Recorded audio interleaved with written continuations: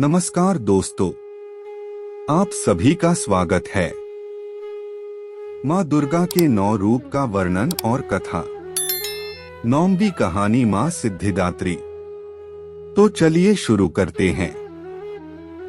माँ दुर्गा के 9 रूपों की आराधना का पर्व नवरात्रि आरंभ हो चुका है। चैत्र और आश्विन मास के प्रतिपदा तिथि से नवमी तिथि तक माँ भगवती की उपासना कर, व्रत कर, जागरण कर भक्तगण माता का आशीर्वाद प्राप्त करते हैं।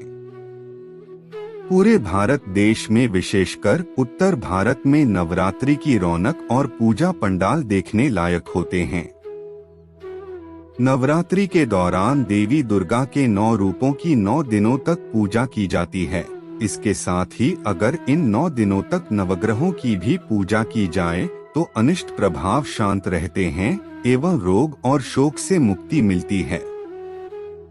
नवरात्रि शब्द 9 की संख्या से बना है, जो कि एक रहस्यात्मक बोध कराता है। माना जाता है कि यह संख्या अखंड होती है और जिसका ब्रह्मा स्वरूप कभी खंडित नहीं किया जा सकता। विभिन्न कामनाओं के लिए भक्तगण नवरात्रि में माँ दुर्गा के 9 स्वरूपों की आराधना और पूजन करते हैं। आइए हम बताते हैं आपको इन 9 रूपों की कथा और कौन से हैं यह 9 रूप। नवम दुर्गा माँ सिद्धिदात्री पूजन। माँ दुर्गा जी की 9वीं शक्ति का नाम सिद्धिदात्री है। ये सभी प्रकार की सिद्धियों को देने वाली हैं। नवरात्रि के अंतिम दिन देवी सिद्धिदात्री की पूजा होती है। ये देवी सभी सिद्धियों को प्रदान करने वाली हैं। पुराणों में यहाँ तक बताया गया है कि भगवान शिव को भी अपनी सिद्धियां इन देवी की पूजा से ही प्राप्त हुई थीं। सिद्धिदात्री माता के कारण ही अर्धनारीश्वर का जन्म हुआ। इनका वाहन सिंह है। चतुर्भुज देवी के दाएं और के ऊपर वाले हाथ में गदा और नीचे वाले हाथ में चक्र रहता है। बाएं और ऊपर वाले हाथ में कमल का पुष्प एवं नीचे वाले हाथ में शंख रहता है। माँ दुर्गा के इस रूप को शतावरी और नारायणी भी कहा जाता है। नवरात्रि के समापन के लिए ही नवमी पूजन में हवन किया जाता है। इनके पूजन और कथा के बाद ही नवरात्रि का समापन किया जाना शुभ माना जाता है।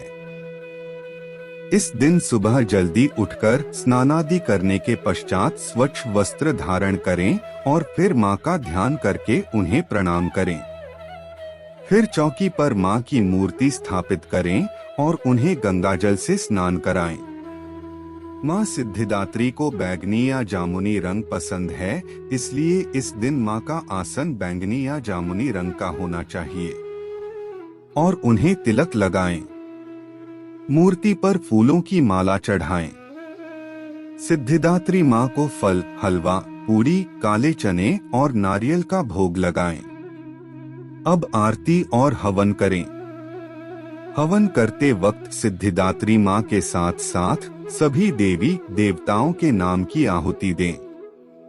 माँ की पूजा के बाद कन्या पूजन करें और कुंवारी कन्याओं को भोजन कराएं। कन्या पूजन के बिना नवरात्रि शुभ फलदायी नहीं होती। सभी कन्याओं को अपने सामर्थ्य अनुसार भेंट दे। कन्या पूजन में एक लांगुर का होना भी अति आवश्यक है। ऐसा माना जाता है कि देवी की रक्षा और सेवा के लिए भगवान शिव ने एक भैरव को हर शक्तिपीठ पर रखा हुआ है, इसलिए कन्या पूजन में एक बालक का होना अति आवश्यक है। इनकी पूजा का मंत्र है महालक्ष्मी विद्महे विष्णु प्रियाय धीमहि तन्नो लक्ष्मी प्रचोदयात् एवं या देवी सर्वभूतेषु लक्ष्मी रूपेण संस्थिता नमस्तस्यै नमस्तस्यै नमस्तस्यै नमो नमः। सिद्धिदात्री माता की कथा। एक पौराणिक कथा के अनुसार भगवान शिव ने मां सिद्धिदात्री की कठोर तपस्या कर 8 सिद्धियों को प्राप्त किया था। साथ ही मां सिद्धिदात्री की कृपा ने भगवान शिव का आधा शरीर देवी का हो गया था और वह अर्धनारीश्वर कहलाए। मां दुर्गा का यह अत्यंत शक्तिशाली स्वरूप है। शास्त्रों के अनुसार देवी दुर्गा का यह स्वरूप सभी देवी देवताओं के तेज से प्रकट हुआ है। कहते हैं कि दैत्य महिषासुर के अत्याचारों से परेशान होकर सभी देवतागण भगवान शिव और प्रभु विष्णु के पास गुहार लगाने गए थे।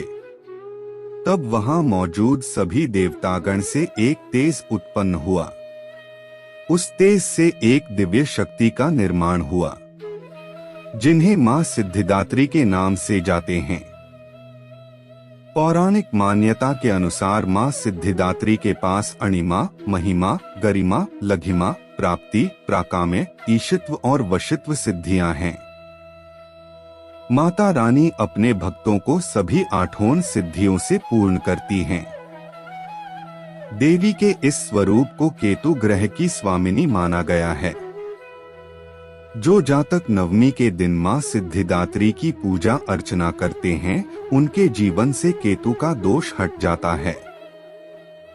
दोस्तों, अगर आपको ये नवम दुर्गा मां सिद्धिदात्री कथा पसंद आई हो तो इसे अपने दोस्तों व रिश्तेदारों के साथ शेयर एंड सब्सक्राइब जरूर करें। हमें कमेंट करके जरूर बताएं। आपके कीमती समय के लिए धन्यवाद।